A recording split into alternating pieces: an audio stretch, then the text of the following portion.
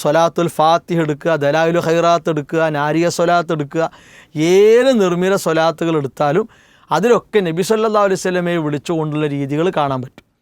മാത്രവുമല്ല, ഇതൊന്നും വഹിയിലൂടെ കിട്ടിയതല്ല. പേരിന് സ്വലാത്ത് എന്നുള്ള പദം പ്രയോഗിച്ചത് കൊണ്ട് ഒരിക്കലും അത് വഹി ആകൂല. നബി സല്ലല്ലാഹു അലൈഹി വസല്ലമയുടെ പേര് മൻ നസിയ സ്വലാത്ത അലയ്യ ഖത്തിയ ത്വരീഖൽ ജന്ന, അവന് എൻ്റെ മേലുള്ള സ്വലാത്തിനെ മറന്നവൻ സ്വർഗത്തിലേക്കുള്ള വഴി മറന്നവനാണ് എന്ന് നബി സല്ലല്ലാഹു അലൈഹി വസല്ലം പറഞ്ഞിട്ടുണ്ട്. വേറെ ഹദീസിൽ റഗിമ അൻഫു റജുലിൻ, ഒരു മനുഷ്യൻ മൂക്കുകുത്തി നശിക്കട്ടെ അല്ലെങ്കിൽ മൂക്കുകുത്തി വീഴട്ടെ എന്ന പ്രയോഗം. അതാരാ? എന്നെക്കുറിച്ച് അയാളുടെ അടുക്കൽ പറയപ്പെട്ടു, എന്നിട്ട് അയാൾ എൻ്റെ പേരിൽ എന്ത് ചെയ്തില്ല? സ്വലാത്തി അല്ലില്ല. സ്വലാത്തിന് വലിയ പ്രാധാന്യമാണ് ഇസ്ലാം കൽപ്പിക്കുന്നത്. എന്നാൽ ഈ സ്വലാത്ത് എന്ന് പറയുന്നത് നബി സല്ലല്ലാഹു അലൈഹി വസല്ലമയുടെ പേര് കേൾക്കുമ്പോൾ സ്വലാത്ത് ചൊല്ലുക എന്നുള്ളത് വിശ്വാസികൾക്ക് നിർബന്ധമായ ഘടകമാണ്. എന്നാൽ അത് ഏറെ തെറ്റിദ്ധരിക്കപ്പെടുകയും ചെയ്തിട്ടുണ്ട്. സലഫികൾ പ്രവാചകൻ്റെ പേര് കേട്ടാൽ സ്വലാത്ത് ചൊല്ലുകയില്ല എന്നൊക്കെ പറയുന്ന, അങ്ങനെ പ്രചരിപ്പിക്കുന്ന ഒരു വിഭാഗം ആളുകൾ നമ്മുടെ കൂട്ടത്തിലുണ്ട്. എന്നാൽ കൃത്യമായി സ്വലാത്ത് എന്താണ് എന്നും എങ്ങനെയാണ് എന്നുള്ളതൊക്കെ ഇവിടെ ഇന്ന് നാം ചർച്ച ചെയ്യുകയാണ്. മുസ്തഫ സ്വലാഹി, സ്വലാത്തിനെക്കുറിച്ച് നമ്മൾ എങ്ങനെയാണ് സലഫികൾ നോക്കിക്കാണുന്നത്? അൽഹംദുലില്ലാഹ്. സ്വലാത്ത് ഏതൊരു സാധാരണക്കാരനും കേട്ടാൽ തന്നെ അറിയുന്ന ഒരു പദമാണ്.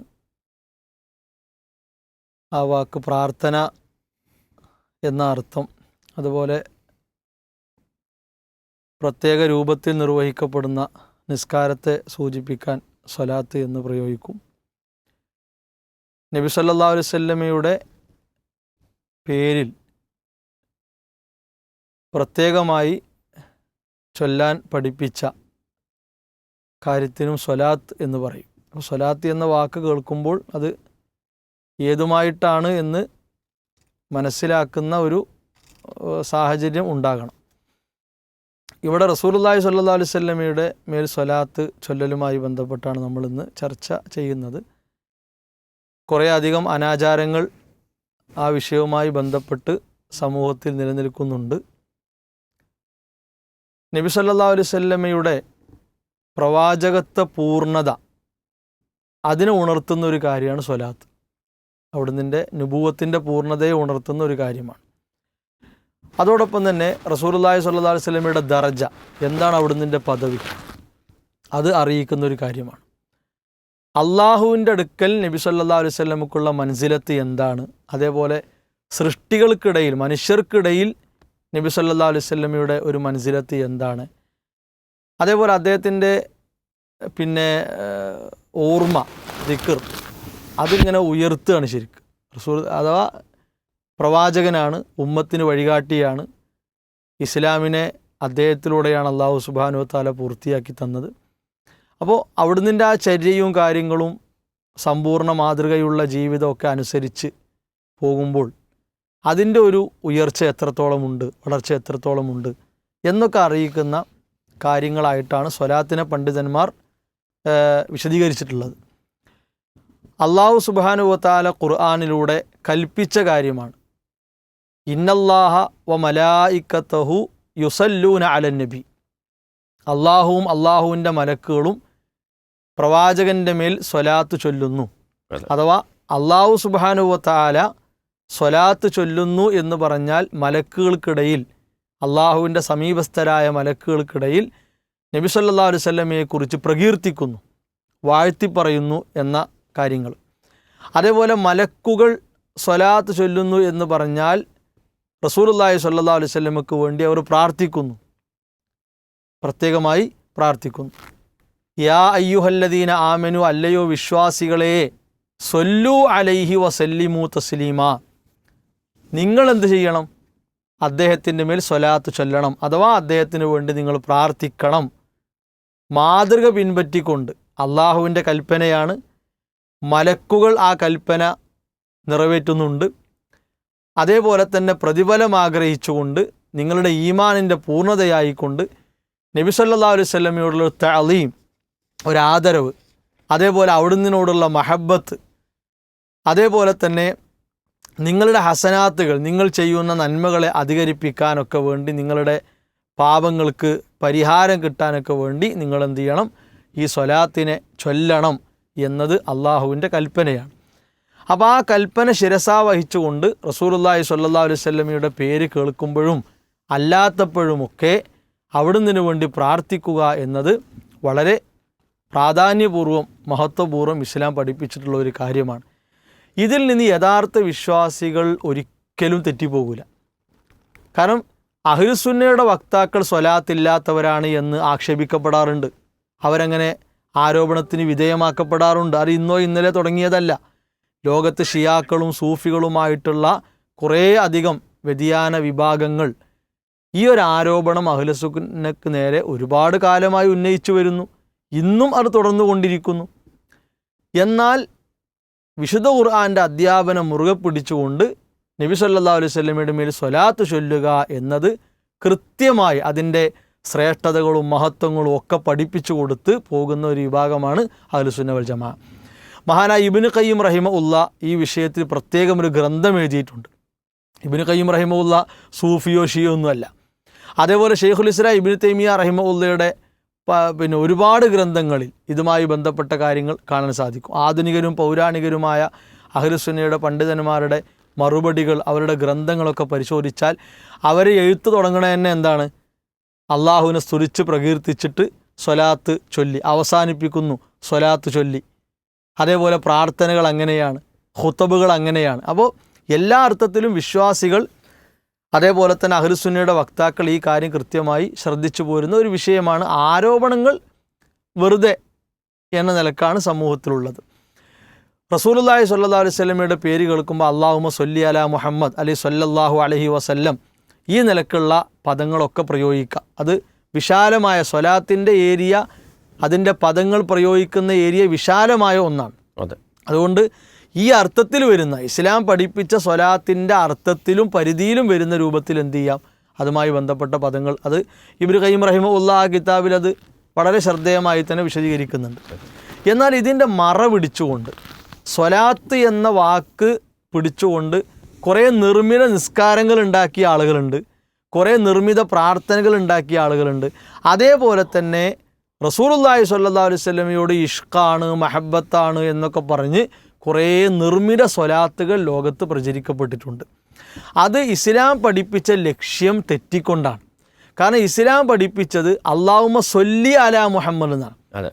പ്രവാചകർക്ക് മേൽ അള്ളാഹുവെ നീ കരുണ ചൊരിയണം എന്നാണ്. അള്ളാഹിനോട് നമ്മൾ പറയുകയാണ്. റസൂലുള്ളാഹി സ്വല്ലല്ലാഹു അലൈഹി വസല്ലമ ഇവിടെ വിളിച്ചുകൊണ്ടൊന്നുമല്ല, അല്ലെങ്കിൽ മരിച്ച ആരെങ്കിലും വിളിച്ചുകൊണ്ടല്ല.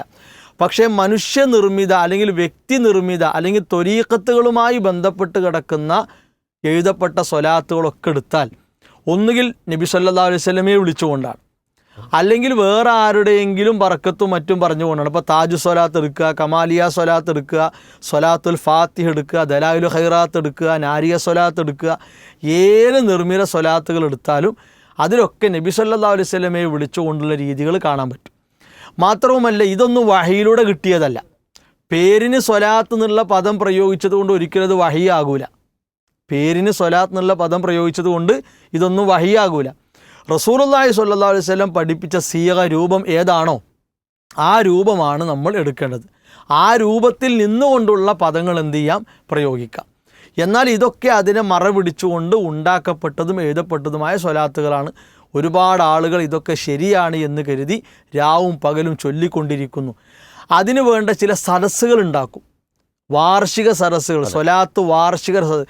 ഇപ്പോൾ സ്വലാത്തിൻ്റെ ഈ കൽപ്പന, സൂറത്ത് അഹ്സാബിലെ ഈ കൽപ്പന വന്നത് മുതൽ റസൂലുള്ളാഹി സ്വല്ലല്ലാഹു അലൈഹി വസല്ലമ സ്വഹാബത്തിനെ പഠിപ്പിച്ച ആ സമയം മുതൽ നമ്മളെ എണ്ണം പിടിക്കുകയാണെങ്കിൽ ഏകദേശം 1500 എത്താനായി. ഇപ്പം മീലാദിൻ്റെയൊക്കെ എണ്ണം പിടിച്ചു പോലും പോരാറുണ്ട്, മീലാദാഘോഷത്തിൻ്റെ. പക്ഷെ സ്വഹാബത്തിൻ്റെ കാലത്തില്ല. എന്നാൽ നമ്മുടെ നാട്ടിൽ പ്രചരിതത്തിലായിട്ടുള്ള സ്വലാത്ത് വാർഷിക സദസ്സുകളൊക്കെ എടുക്കുക, അതൊക്കെ 100, 150, 110, ചിലതൊക്കെ ഇപ്പോൾ 50, 60 ഒക്കെ ആകുന്നുള്ളൂ. ചിലത് തുടങ്ങുകയാണ്. ഇപ്പോൾ ഇതിനായിട്ട് സോഷ്യൽ മീഡിയയിലും അല്ലാതെയും നടക്കുന്ന ഇപ്പോൾ ഈ സ്വലാത്തുൽ ഫാത്തിഹിൻ്റെ ഒക്കെ മറവിൽ ഒരന്തവുമില്ലാത്ത ആളുകൾ വലിയ മേലാളന്മാരായിട്ട് എന്ത് ചെയ്യുകയാണ്? ഞങ്ങൾ നബിൻ്റെ പേരക്കുട്ടികളാണ്, നബിൻ്റെ അങ്ങനെയുള്ളവരാണ്, ഇങ്ങനെയുള്ളവരാന്നൊക്കെ പറഞ്ഞ് രംഗപ്രവേശനം നടത്തിയ കാലമാണ്. ഒരു പ്രത്യേക പൗരോഹിത്യം രംഗത്ത് വന്ന കാലമാണ്. അതിലൊരിക്കലും ആളുകൾ പെടാൻ പാടില്ല. നിർമ്മിത സ്വലാത്തുകളെ പിന്നാലെ പോകാൻ പാടില്ല. പ്രത്യേക എണ്ണം വെച്ചുകൊണ്ടുള്ള സ്വലാത്ത് പരിപാടിയില്ല. അതേപോലെ തന്നെ വാർഷിക സദസ്സുകളില്ല, സ്വലാത്ത് സദസ്സുകൾ, മജ്ലിസുകളില്ല. ഇപ്പോൾ ഈ റമദാനിൽ 27-ാം രാവ് വന്നാൽ ഏറ്റവും പുണ്യമാക്കപ്പെട്ട രാവാണ്, ഒറ്റയിട്ട രാവാണ്. ആ ഒറ്റയിട്ട രാവിൽ അതിൻ്റെ പ്രഭാതം മുതൽ അതിൻ്റെ അങ്ങേയറ്റം വരെ അർദ്ധരാത്രി വരെയും ജനങ്ങളെ കൊണ്ട് പ്രത്യേക എണ്ണം വെച്ച് ഇല്ലാത്ത ദിക്റുകൾ, ചില സൂറത്തുകൾക്ക് സൂറത്ത് യാസീനൊക്കെ പ്രത്യേകം എണ്ണം വെച്ച്, സൂറത്ത് ഇഖ്ലാസിനൊക്കെ പ്രത്യേക എണ്ണം വെച്ച് അങ്ങനെ ചൊല്ലിപ്പിക്കുകയാണ്.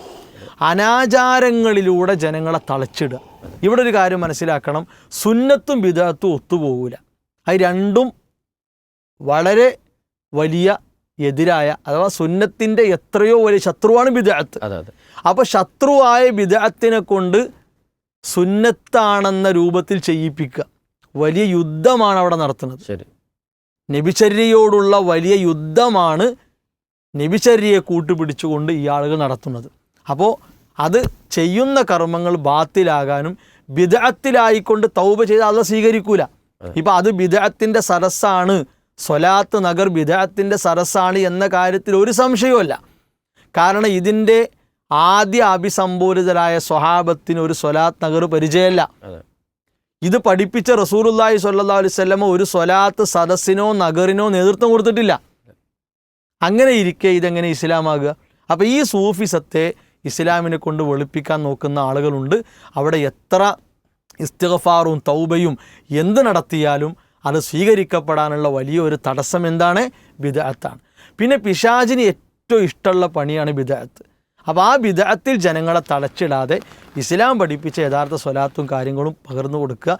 ഈ റമദാനിൻ്റെ പുണ്യം എത്രത്തോളം ഉണ്ടെന്ന് മനസ്സിലാക്കി ജനങ്ങളുടെ പുണ്യത്തെ നശിപ്പിക്കുന്ന രീതിയിൽ നിന്ന്, ഏർപ്പാടിൽ നിന്ന് ഇത്തരം ആളുകളൊക്കെ വിട്ടു നിൽക്കട്ടെ എന്നാണ് വളരെ വിനയത്തോടെ നമുക്ക് സൂചിപ്പിക്കാനുള്ളത്.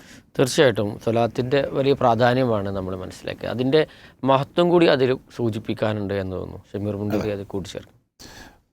ഇബ്നുൽ ജൗസി റഹ്മത്തുള്ളാഹി അലൈഹി പറഞ്ഞ വാചകമാണ്. അദ്ദേഹം പറഞ്ഞത്, ഇത് അറാദ ബി അബ്ദിഹി ഖൈറൻ, അള്ളാഹു ഒരു അടിമക്കൊരു നന്മ ഉദ്ദേശിച്ചാൽ യസ്സറ ലിസാനഹു ലിസ്വലാത്തി അലാ മുഹമ്മദ് സ്വല്ലല്ലാഹു അലൈഹി വസല്ലം, നബി സ്വല്ലല്ലാഹു അലൈഹി വസല്ലം പേരിൽ സ്വലാത്ത് ചെല്ലാൻ അവൻ്റെ നാവിന് എന്ത് ചെയ്യും?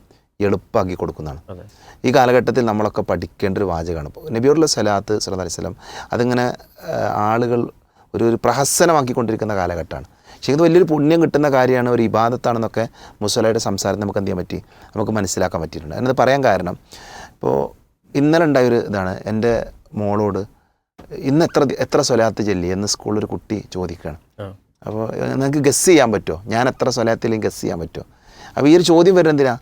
ഇപ്പോൾ നമ്മുടെ നാട് 1,00,000 സ്വലാത്തില്ല, പിന്നെ ഒരു കോടി സ്വലാത്ത് ചാക്കിലാക്കിയിട്ട് പിന്നെ കയറ്റിയേക്ക്, അങ്ങനത്തെ കുറേ പരിപാടികളുണ്ട്. ഇതൊക്കെ ശരിക്കും പ്രഹസനാണ്, ദീനിനെ കളിയാക്കലാണ്. അപ്പോൾ ശരിക്കും ആത്മാർത്ഥമായിട്ടുള്ള സ്വലാത്ത് ഇബ്നുൽ ജൗസി റഹ്മത്തുള്ളാഹി പറഞ്ഞ പോലെ തന്നെ നമ്മുടെ നാവിൽ നമ്മുടെ നബിയോടുള്ള സ്നേഹം എന്ത് ചെയ്യണം? വന്നുകൊണ്ടിരിക്കണം. നമ്മൾ എവിടുന്ന് സ്വലാത്ത് ചൊല്ലിയാലും ആ സ്വലാത്ത് അള്ളാഹുവിൻ്റെ റസൂലിലേക്ക് എത്തിക്കുമെന്ന് നബി സല്ലല്ലാഹു അലൈഹി വസല്ലം തന്നെ പഠിപ്പിച്ച ഹദീസ് നമുക്ക് കാണാൻ പറ്റും.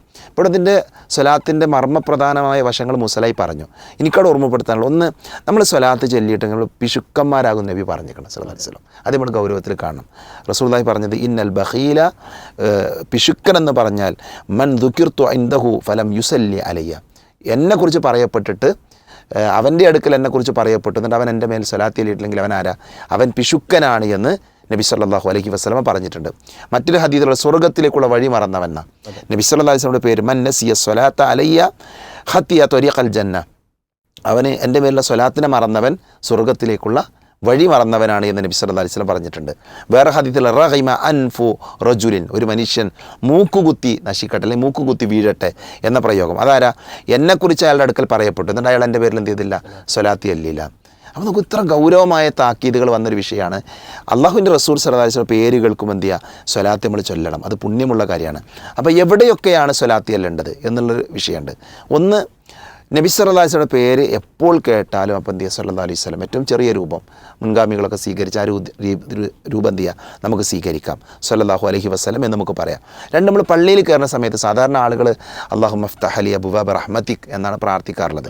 ശരിക്കും ആ പ്രാർത്ഥനയുടെ പൂർണ്ണമായ രൂപം ബിസ്മില്ലാ വസ്സലാത്തു വസ്സലാമു അലാ റസൂലില്ലാ അല്ലാഹുമ്മ ഫ്തഹ് ലി അബ്വാബ റഹ്മതിക്. അതേപോലെ തന്നെ പള്ളിയിൽ നിന്ന് പുറത്തിറങ്ങുന്ന സമയത്ത് നബിൻ്റെ പേരിൽ സ്വലാത്ത് ഇടണം. ബിസ്മില്ലാ വസ്സലാത്തു വസ്സലാമു അലാ റസൂലില്ലാ എന്ന് പറയാൻ ഇബ്നു മാജ ഉദ്ധരിക്കുന്ന ഹദീസിൽ കാണാൻ പറ്റും. അതേപോലെ തന്നെ തശഹുദിൽ, നമസ്കാരത്തിൻ്റെ തശഹുദിൽ എന്തുണ്ട്? സ്വലാത്തിൽ എല്ലാവർക്കും അറിയുന്ന കാര്യമാണ്. അത് പണ്ഡിതന്മാർ വളരെ കൃത്യമായിട്ട് നമ്മളെ പഠിപ്പിച്ചിട്ടുണ്ട്. മൂന്നാമത്തത് പിന്നെ മയ്യത്ത് നിസ്കാരത്തിൻ്റെ രണ്ടാമത്തെ തക്ബീറിന് ശേഷം ഒന്നാമതിൽ ഫാത്തിഹ ഓതണം, രണ്ടാമത്തെ നബി സല്ലല്ലാഹു അലൈഹി വസല്ലം പേരിൽ എന്ത് ചെയ്യണം? സ്വലാത്ത് ചെല്ലണം. ചില ഹദീസുകൾ നമുക്ക് മനസ്സിലാക്കാൻ പറ്റുന്നത് എല്ലാ ദിവസവും എന്ത് ചെയ്യുക, അതിന് പ്രത്യേകമായ എണ്ണം വണ്ണമൊന്നുമില്ലാതെ സ്വലാത്തുകൾ വർദ്ധിപ്പിക്കാൻ, പ്രഭാതത്തിൽ പ്രദോഷത്തിലൊക്കെ വർദ്ധിപ്പിക്കാൻ പറയുന്ന ഹദീത്തുകൾ, അവർക്ക് എൻ്റെ ഷഫാഅത്ത് ലഭിക്കുമെന്ന് പറയുന്ന ഹദീത്തുണ്ട്. ഏറ്റവും പ്രാധാന്യമുള്ള വിഷയം വെള്ളിയാഴ്ച ദിവസമാണ്. വെള്ളിയാഴ്ച ദിവസം നബി സല്ലല്ലാഹു അലൈഹി വസല്ലം പറഞ്ഞത് പിന്നെ ഫഅക്സിറു അലയ്യ മിൻ സ്വലാത്തി മിൻ സ്വലാത്ത്, നിങ്ങൾ എന്ത് ചെയ്യണം? എൻ്റെ മേൽ വെള്ളിയാഴ്ച ദിവസം നിങ്ങൾ സ്വലാത്തിനെ വർദ്ധിപ്പിക്കണം. അതേത് ദിവസമാണ്? വെള്ളിയാഴ്ച ദിവസം പ്രത്യേകമായി വർദ്ധിപ്പിക്കണമെന്ന് പറഞ്ഞത് ഹദീത്തിൽ വന്നിട്ടുണ്ട്. പിന്നൊന്ന് പ്രാർത്ഥിക്കണ സമയത്താണ്. നമ്മളെ കാര്യങ്ങൾ അല്ലാഹുവിലേക്ക് പ്രാർത്ഥിക്കുമ്പോൾ ഹംദ് പറഞ്ഞ് സ്വലാത്തും പറഞ്ഞിട്ടാണ് എന്ത് ചെയ്യേണ്ടത്? നമ്മൾ പ്രാർത്ഥിക്കേണ്ടത് എന്ന് അബൂദാവൂദ് ധരിക്കുന്ന ഹദീത്തിൽ നമുക്ക് കാണാൻ പറ്റും. അതേപോലെ തന്നെ ബാങ്കിന് ശേഷം എന്ത് ചെയ്യണം? നബിൻ്റെ പേരിൽ സ്വലാത്ത് ചെല്ലണം. ബാങ്കിന് ശേഷം നബി പേരിൽ സ്വലാത്ത് ചെല്ലാൻ വേണ്ടി ഹദീത്തുകൾ വന്നിട്ടുണ്ട്. പിന്നെ ജനങ്ങൾ ഒരുമിക്കുന്ന സദസ്സുകൾ, അതൊരാളിങ്ങനെ ചെല്ലിപ്പിക്കല്ല, നിങ്ങൾ സ്വലാത്ത് ചെല്ലി എന്ന് പറഞ്ഞാൽ മിണ്ടാതിരിക്കല്ല. ആ ജനങ്ങൾ ഒരുമിക്കുന്ന സദസ്സിൽ എന്ത് ചെയ്യുക? സ്വലാത്തിനെ വർദ്ധിപ്പിക്കാൻ നബി സല്ലല്ലാഹു അലൈഹി വസല്ലം പഠിപ്പിച്ചത് ഇമാം തുർമുദി ഉദ്ധരിക്കുന്ന ഹദീത്തിൽ കാണാം. ഇനി എന്തെങ്കിലും ഒരു പ്രയാസം ഉണ്ടായി, ഒരു മനക്ലേശം ഉണ്ടായി, അത്തരം സന്ദർഭങ്ങളിൽ എന്ത് ചെയ്യുക? സ്വലാത്തിനെ വർദ്ധിപ്പിക്കുക എന്നുള്ളത് നമ്മുടെ പ്രയാസം, എല്ലാ ഹമ്മുകളും നീങ്ങാൻ. ഈ സ്വലാത്തിന് ശരിക്കും പറഞ്ഞാൽ നമ്മൾ മനസ്സിലാക്കാത്ത കുറേ പ്രത്യേകതകളുണ്ട്, നമുക്ക് നിർവചിക്കാൻ പറ്റാത്ത അത് സ്വലാത്തിനെ ജീവിതത്തിൽ പ്രാവർത്തികമാക്കിയ ആളുകൾക്ക് അവരുടെ സങ്കടങ്ങൾ, അവരുടെ പ്രശ്നങ്ങളൊക്കെ തീരുന്നതാണ്. പണ്ഡിതന്മാരത് വിശദീകരിച്ചത് നമുക്ക് കാണാൻ പറ്റും. അതുകൊണ്ട് തന്നെ നമ്മൾ എന്ത് ചെയ്യുക? ഈ പറഞ്ഞ സമയങ്ങളിലൊക്കെ സ്വലാത്ത് ചെല്ലുക. ഇനി ഇതൊന്നും അല്ലാത്തൊരു സമയത്തൊരാൾക്ക് എന്ത് ചെയ്യുക? അയാൾക്ക് അയാളുടെ ഇഷ്ടത്തിന് എണ്ണവും വണ്ണം നിശ്ചയിക്കാതെ അയാൾക്ക് സ്വലാത്ത് ചെല്ലാൻ പറ്റും. സ്വലാത്ത് ചെല്ലിയാൽ തന്നെ 10 നന്മ നമുക്ക് രേഖപ്പെടുത്തും. മൻസൊല്ല അലയ്യ സ്വലാത്തൻ വാഹിദ സ്വല്ലല്ലാഹു അലൈഹി അശ്റ സ്വലവാത്തിൻ. ഇമാം മുസ്ലിം ഉദ്ധരിക്കുന്ന ഹദീസാണ്. 10 നന്മ കിട്ടും. നമ്മുടെ പാപങ്ങൾ എന്ത് ചെയ്യും? മായ്ക്കപ്പെടും. ഒരു സ്വലാത്ത് നമ്മൾ ചെല്ലിയാൽ ആ 10 നന്മകൾ രേഖപ്പെടുത്തുമെന്ന് പറയുന്ന അതേ ഹദീത്തിൽ അവൻ്റെ പാപങ്ങൾ എന്ത് ചെയ്യും? മായ്ക്കപ്പെടുമെന്ന് പഠിപ്പിച്ചത് നമുക്ക് കാണാൻ പറ്റും. അതേപോലെ തന്നെ പരലോകത്ത് നമുക്ക് എന്ത് ചെയ്യും? ഷഫാഅത്ത് ലഭിക്കും. നബി സല്ലല്ലാഹു അലൈഹി വസല്ലമയുടെ സാമീപ്യം, അടുപ്പം ലഭിക്കുമെന്നൊക്കെ ഹദീത്തിൽ. ഇതൊക്കെ സ്വലാത്തിൻ്റെ മഹത്വമാണ്. അതോടൊപ്പം തന്നെ സ്വലാത്ത് നാം ശ്രദ്ധിക്കേണ്ട കാര്യങ്ങളുമാണ്. അല്ലാഹു അത്തരം കാര്യങ്ങളിൽ ആ പറയപ്പെട്ട വിഷയങ്ങളൊക്കെ ജീവിതത്തിൽ പാലിക്കുന്ന നബിയുടെ പേര് കേൾക്കുമ്പോൾ സ്വലാത്തിൽ എന്നവരെ കൂട്ടത്തിൽ നമ്മൾ ഉൾപ്പെടുത്താൻ നമ്മൾ പ്രാർത്ഥിക്കുക. അതാണ് ഓർമ്മപ്പെടുത്താനുള്ളത്. അതിൽ മുണ്ടരി ക്ഷമിപ്പിച്ചല്ലേ, ഇപ്പം ഈ ബാങ്കിന് ശേഷമുള്ളത് പറഞ്ഞല്ലോ, നമ്മുടെ നാട്ടിൽ ബാങ്കിന് മുമ്പൊരു അത് വിദാത്താണ്. അതായത് അങ്ങനെ സ്വലാത്ത് നബി സല്ലല്ലാഹു അലൈഹി വസല്ലം എന്തായിട്ടില്ല, പഠിപ്പിച്ചിട്ടില്ല. അതേപോലെ ഷഫായത്തിൻ്റെ പറഞ്ഞു. അപ്പോൾ ഈ ഷഫായത്ത് കിട്ടാൻ വേണ്ടി ഇവിടുന്ന് തന്നെ പല നിർമ്മിത സ്വലാത്തും ചൊല്ലുന്ന ആൾക്കാരുണ്ട്.